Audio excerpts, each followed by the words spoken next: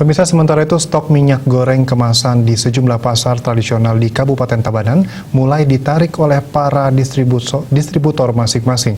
Penarikan tersebut menyusul kebijakan terbaru Kementerian Perdagangan terkait harga eceran tertinggi atau HET dari minyak goreng yang berlaku mulai 1 Februari 2022 sekaligus mencabut Permendag nomor 3 tahun 2022.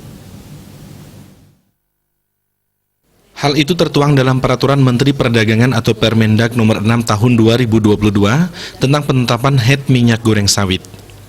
HET minyak goreng rinciannya, minyak goreng curah sebesar Rp11.500 per liter, kemasan sederhana Rp13.500 per liter, dan kemasan premium Rp14.000 per liter.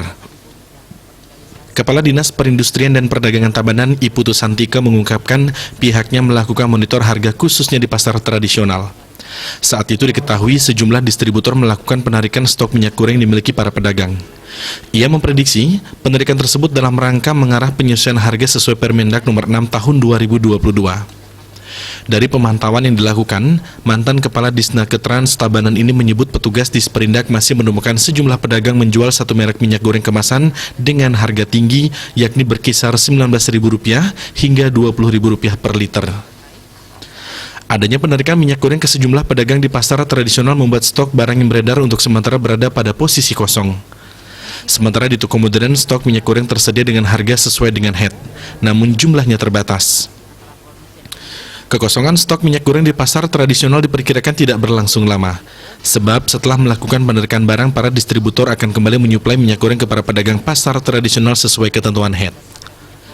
Pengawas Perdagangan Ahli Muda Dinas Perindustrian dan Perdagangan Disperindak Tabanan Nur Hayati menambahkan, hampir semua merek minyak goreng sudah ditarik oleh para distributor masing-masing. Hanya minyak goreng Sofia yang belum ditarik. Penarikan minyak goreng oleh distributor dilakukan sejak adanya kebijakan terbaru terkait HET, namun secara bertahap. Permendag nomor 6 tahun 2022, selain menetapkan HET, juga mengatur sanksi administratif yang ditujukan kepada para pengecer sesuai yang tercantum dalam pasal 6. Sanksi administratif sebagaimana dimaksud pada ayat 1 berupa peringatan tertulis, penghentian kegiatan sementara, hingga pencabutan perizinan berusaha.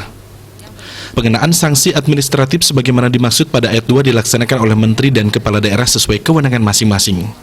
Manik Bisnis Bali melaporkan.